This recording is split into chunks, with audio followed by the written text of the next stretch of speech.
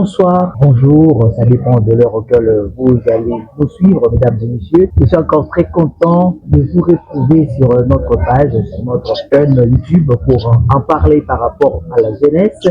Aujourd'hui, comme d'habitude, vous le savez, nous avons avec notre invité, Dr Jerez Ouida, président du collectif des Français et Françaises auquel nous allons discuter sur un sujet bien, un sujet qui va au moins instruire la jeunesse de la République démocratique du Congo, qui va instruire aussi la jeunesse du Lualaba, du territoire de l'Ougouzi, pourquoi pas, c'est de la commune de Kinderomé. Comme thème aujourd'hui, mesdames et messieurs, nous avons choisi un thème simple pour comprendre la jeunesse et leadership communautaire. La jeunesse et leadership communautaire. Comment est-ce que le jeune doit se comporter? Comment est-ce qu'un jeune doit être leader dans sa communauté? C'est que c'est par ce sujet que nous allons recevoir avec plaisir le docteur Jerez de France pour nous parler et de nous éclaircir au moins sur ces points par rapport à ce sujet. Sinon, après la transition avec Grâce Magali.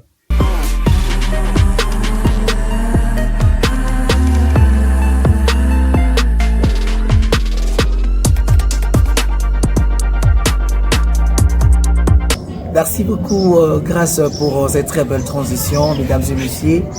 On doit aller tout droit dans le but, comme nous vous avons bien annoncé dès l'entame de cette émission, que nous allons recevoir le président du collectif des princes et princesses du territoire de l'Ougouzi, le docteur Jerez Mandek avec nous.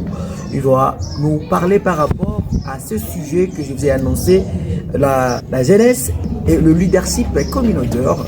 Et dans cela, nous allons commencer avec lui en train de souhaiter d'abord bonsoir et bienvenue dans ce plateau de la la jeunesse. Bonsoir, monsieur. Et comment la santé? Ah oui, au rythme du pays, ça va. Et voilà, comme au rythme du pays. Évidemment, mesdames et messieurs, on doit commencer avec notre question sans pas plus tarder. On voulait savoir que signifie pour vous les mots leadership dans les contextes communautaires, d'après vous? Ah, d'après moi. Mais c'est une question scientifique qui a une réponse exacte. Donc, moi, je suppose qu'on doit à tout prix changer parce que dans le contexte réel, le leadership, surtout communautaire, comme vous venez de le mentionner, c'est pas seulement. Donc, nous ne sommes pas obligés de faire du plagiat parce qu'ils nous ont dit et on est obligé de le prendre. Mais pour moi, le leadership, quand on parle de leadership communautaire, je vois un guide, je vois une personne qui a une vision, je vois une personne qui peut mener au bon port, un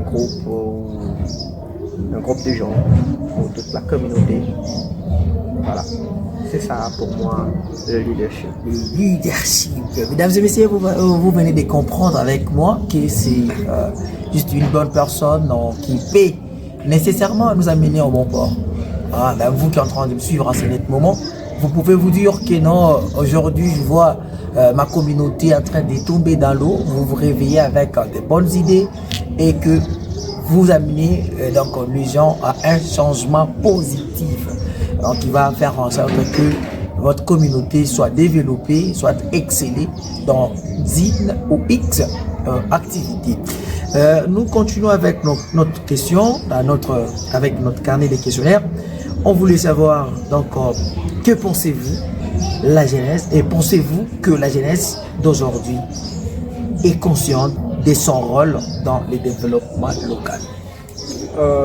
Déjà, la conscience dans la jeunesse, je ne crois pas.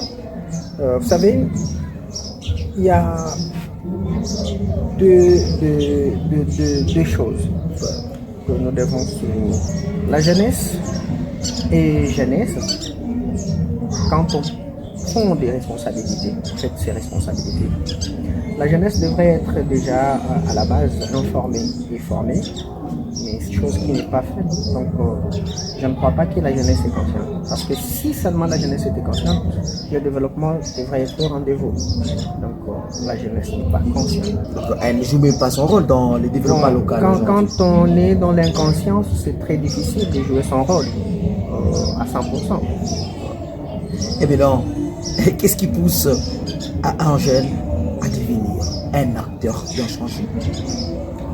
D'abord, c'est l'information et l'implication directe. Comment est-ce que nous pouvons être impliqués dans quelque chose dont déjà à la base nous sommes des mondaires, pleurnichards. Et je crois déjà c'est un problème, c'est vraiment un sérieux problème. Nous devons recourir ou encore chercher à tout prix de multiplier des séances d'éveil de conscience, des séances, des conférences pour le développement communautaire. Peut-être ça peut éveiller un peu la conscience. Parce que vous savez, aujourd'hui, quand on parle de la jeunesse, on voit donc, les politiques. Ouais. Donc on voit des foules. Or, la jeunesse est là. La jeunesse est là pour booster l'économie du pays, pour booster l'économie de nos communautés. Parce que la jeunesse, c'est ça même le pilier du développement. Et aujourd'hui, nous parlons d'ailleurs en termes de pourcentage, l'Afrique est au bas de l'échelle. Pourquoi? Parce que c'est la jeunesse qui n'est pas éveillée. La jeunesse ne joue pas son rôle. Tout le monde veut être politicien. Soit de chercher d'aller en Amérique, en France, mais en Europe. Pourquoi fuir son pays? Pourquoi fuir sa communauté? Parce que nous avons parlé déjà du leadership communautaire. Pourquoi fuir? C'est parce qu'on n'a pas eu le temps d'investir chez soi. Alors, voilà pourquoi je viens de vous dire tantôt là que nous devons investir dans l'apprentissage. Nous devons investir et multiplier même des rencontres auxquelles nous allons parler sur l'éveil des consciences. Sur l'éveil des consciences. Avez-vous déjà mené ou participé à une action communautaire? Ah oui, plusieurs fois d'ailleurs on l'a fait. Déjà on a eu avec notre structure qui est le collectif de princes et princesses du territoire de Djibouti. Nous avions eu à organiser des formations professionnelles suite aux demandes de notre communauté. Parce que, bon, vu que vous connaissez déjà, nous sommes dans notre espace ou dans nos localités, il y a beaucoup d'entreprises. Mais à chaque fois qu'on fait des demandes, la réponse de nos amis ou nos partenaires, c'était que ces gens-là, en fait, ils sont bons à rien, ils ne savent rien. Pour éradiquer ce genre de réponses, on est obligé d'organiser des formations professionnelles pour ne pas être victime de l'injustice professionnelle. Voilà, ça, ce sont des actions communautaires. Quel type de problèmes sociaux ou communautaires les jeunes peuvent-ils résoudre eux-mêmes ou par un jeune ou par un jeune eux-mêmes? Bon, plusieurs. D'ailleurs, pas seulement deux problèmes ou trois, mais plusieurs problèmes. Par exemple, l'emploi. C'est pas seulement le mining, mais les jeunes peuvent se concentrer dans l'agriculture et créer de l'emploi. Donc, la jeunesse peut au moins résoudre le problème de l'emploi. L'insécurité. Les jeunes peuvent au moins indiquer encore une fois de plus l'insécurité. Parce que c'est pas seulement les gouvernements qui peuvent s'en charger. Le premier défenseur de la sécurité, c'est le peuple.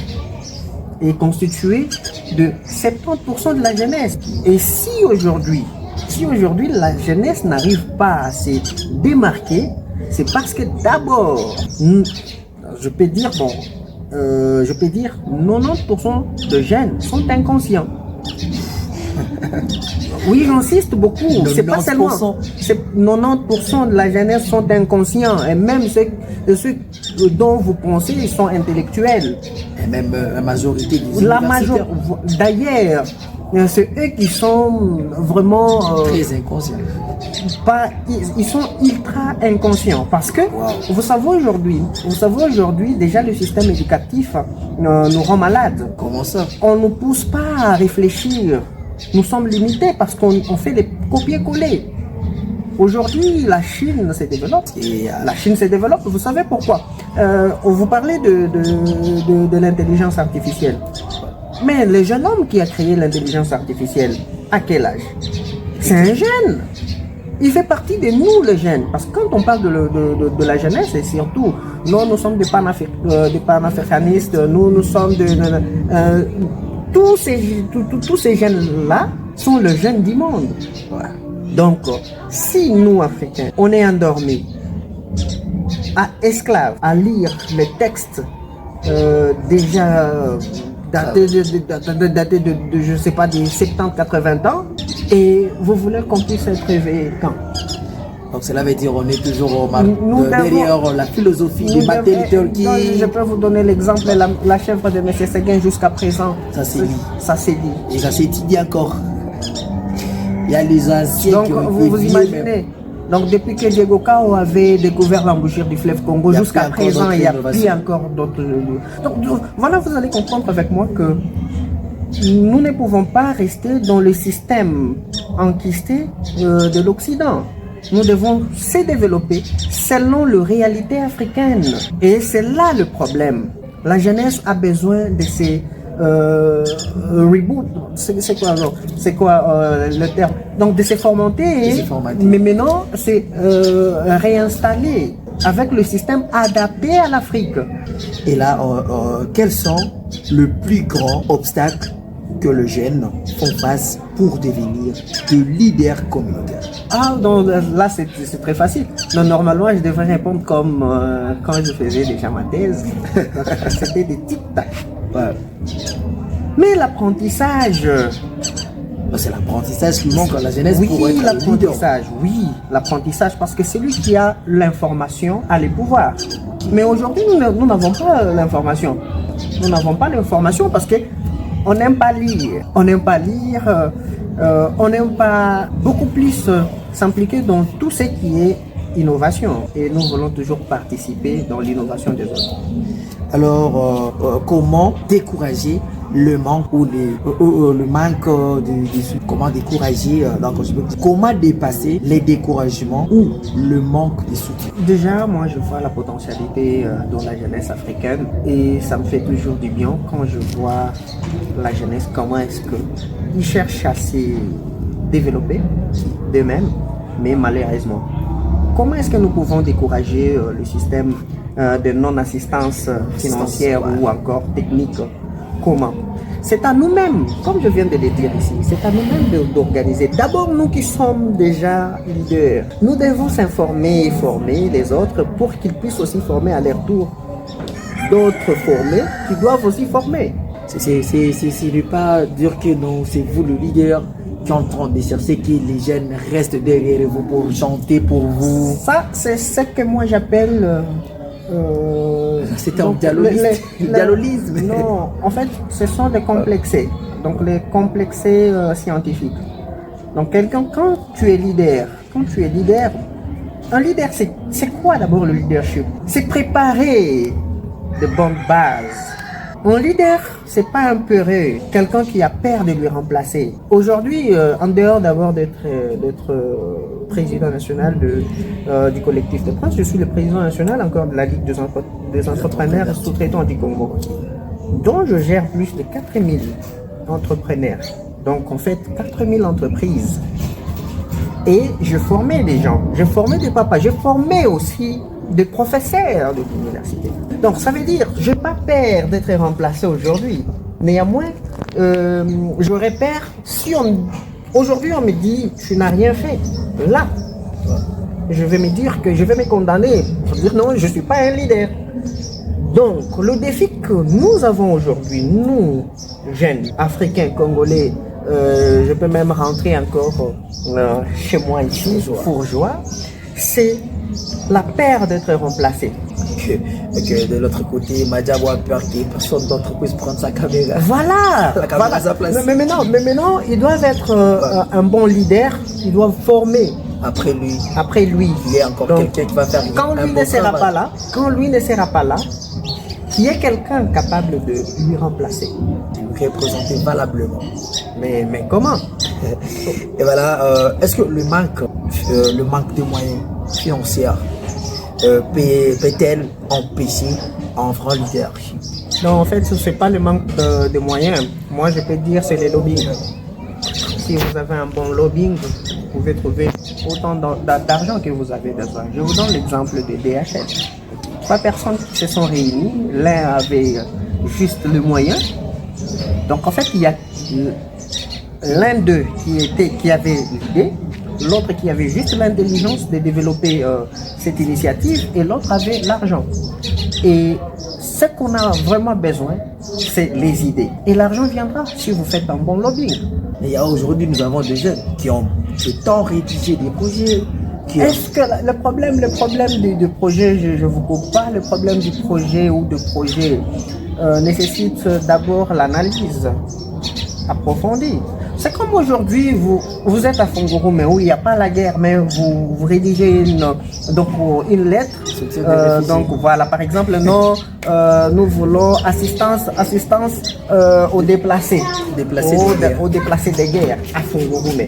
Et donc le projet ne peut pas passer. Ici chez nous, le problème de rédaction de projets, s'il y a beaucoup de problèmes où les projets ne sont pas financés, c'est la manière dont les jeunes sont en train de rédiger leurs projets. Et nous, à notre niveau d'ailleurs avec la Ligue, volontiers, nous avons un département qui peut aider la jeunesse à rédiger leurs projets. Personnel. Gratos. Nous sommes presque arrivés à la fin. Quels sont les conseils quels conseils donnerez-vous à un jeune qui a des idées mais ne sait pas comment agir?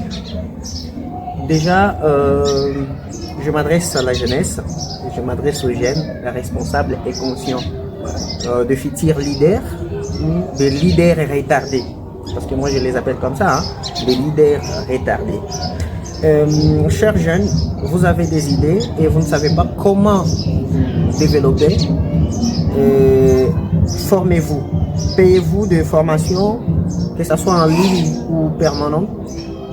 Formez-vous suffisamment afin que vous puissiez avoir des idées ou des bagages intellectuels qui peuvent vous aider à comment se démarquer dans ce petit monde. Il n'y a que l'information qui libère. Celui qui détient l'information a le pouvoir. Et voilà, encore toujours dans le même sens, on voulait savoir, connaissez-vous un exemple d'un jeune qui a vraiment impacté ça? Oui, en politique, je peux même dire, je peux vous donner quelques exemples en politique. Nous avons Damba, donc il est ministre, en fait, il est ministre jusqu'à présent, il est ministre d'État, ministre de la Justice et garde des Sceaux. C'est un jeune déterminé, panafricaniste et très déterminé, qui inspire beaucoup plus la liberté d'expression et la liberté, pas seulement la liberté d'expression, mais aussi la liberté de vouloir faire ce que vous voulez, mais dans les normes. Pas seulement lui, nous avons un jeune, parce qu'il a commencé jeune. Moi, j'ai participé 2 ou 3 fois, donc comment est-ce qu'il a commencé et tout. C'est notre frère Patrick, connu beaucoup plus, Patrick Moulika. Voilà, donc lui aussi c'est un jeune qui nous inspire beaucoup plus comment nous développer. D'ailleurs, c'est le pilier ou la référence pour nous jeunes. Donc c'est pas seulement les multimilliardaires, tu peux commencer de zéro à quelque chose. Donc je vois déjà comment est-ce qu'il s'est développé. Je connais au moins le débit et jusqu'à aujourd'hui, comment est-ce qu'il évolue. Et surtout qu'il est aussi membre de notre plateforme. Donc, je le connais. connais Mais très bien. aussi, je peux encore ajouter. Donc, là, je viens de vous donner des exemples. Il y a l'un, c'est un jeune politique, et l'autre, il est dans le business. Et je peux vous parler d'entreprise. Je vais vous donner encore un jeune leader, mais lui n'est pas un jeune, pas du tout jeune. Mais bon, jeune, c'est jusqu'à 60 quelques. Je vous parle maintenant de Sa Majesté. Lui qui a eu aussi cette initiative de nous créer l'université, c'est pour l'apprentissage, parce que lui aussi, c'est un grand leader. Hein. C'est un grand leader qui nous inspire. Qui nous inspire. Pour nous, c'est un père. Pour nous, c'est un père, c'est un roi. Et c'est un roi, un leader. Et par sa leadership, aujourd'hui, nous avons notre entité qui est développée, qui est citée maintenant à l'échelle mondiale. Voilà, ce sont des leaderships exemplaires qu'on peut aussi suivre. Et je n'ai pas encore terminé, nous avons encore des leaders. Il y a beaucoup de leaders, je comprends déjà voilà. que donc, la communauté... je vous parle d'un leader politique, d'un leader, donc d'un businessman. Je vous parle d'un jeune, qui est dans le monde entrepreneurial, et je viens de vous parler d'un leader culturel. Voilà. Donc là, on peut se limiter d'abord par là. On se limite d'abord par là, oui. On voulait bien savoir comment les écoles, la famille, les autorités peuvent-elles accompagner le jeune à arriver au leadership. Déjà, le leadership, c'est quelque chose qui est inné. Le leadership, c'est quelque chose qui est inné. Mais la performance, si vous voulez avoir de performance en leadership, voilà pourquoi je dis il faut toujours se former. Et quand vous vous formez, vous avez des idées. Parce qu'aujourd'hui, c'est pas comme la mathématique. On nous disait la mathématique est vraiment une science qui est exacte et tout. Mais aujourd'hui, il y a toujours de l'invention sur invention. Voilà, l'évolution. Donc, ça s'apprend. Donc, l'apprentissage est vraiment au top de tout. Donc, la famille, bien sûr, ça va vraiment participer au leadership de la jeunesse. L'école, n'en parlons même pas parce que ça nous apprend, malgré que ça nous retarde, mais quand même ça nous apprend. Et aussi la politique, nos politiques ne nous aident pas parce que ceux qui ont déjà eu leur vie ne veulent pas que les autres aussi puissent arriver au même standing que eux. Donc la politique ne nous aide pas, mais la famille et l'école, en tout cas, ça nous aide. Ça nous aide, ok. Et là, pour chiter, à Nemo, quel est le message que vous adressez à la jeunesse de votre quartier, commune, ville et pays? Déjà, chers jeunes, je vous exhorte. Il y a plus de... Donc, je peux dire, ça fait déjà au moins 60 ans qu'on nous a mis dans le système anesthésique auquel nous ne sommes pas à mesure de se développer ou encore de se réveiller. Je vous exhorte, chers frères, payez-vous de formation. Ne soyez pas derrière des politiciens ou des politiques,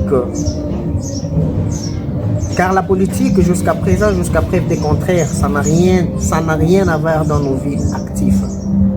Par contre, ça nous retarde. Payez-vous des formations, formez-vous, informez-vous. Ayez une idée de développer votre contrée. Et ce qui est très important, ayez l'habitude de lire. Lisez! Et c'est en lisant que vous pouvez vous développer. Tout ce qu'on connaît et tout ce qu'on a, on les a appris par des écritures. Et c'est très important de lire. La jeunesse africaine est dans l'oublier parce que rien ne peut se développer en Afrique. Nous ne voulons pas, nous sommes nous sommes paresseux, nous ne voulons pas lire. Je crois que c'est ce qui est comme handicap dans la jeunesse africaine. Je vous exhorte, s'il vous plaît, chers jeunes. Je ne peux pas vous dire non, voilà, il faut avoir des projets et tout. Pour faire un bon projet, il faut avoir une idée et cette idée, tu peux le trouver dans l'écriture et l'habitude de lire. J'insiste. Voilà mon message. Et voilà, mesdames et messieurs, fidèles auditeurs et téléspectateurs, nous avons pris beaucoup de temps pour suivre moi. C'est que l'essentiel, tout ce que je retiens pour dire que non, la manne était tombée à l'époque de Moïse. Lisons et revoir nos notes pour en avoir un bon leadership dans notre avenir. Sinon, c'est par ce mot que nous sommes en train de vous quitter pour vous dire au revoir. On va se retrouver pour le prochain numéro.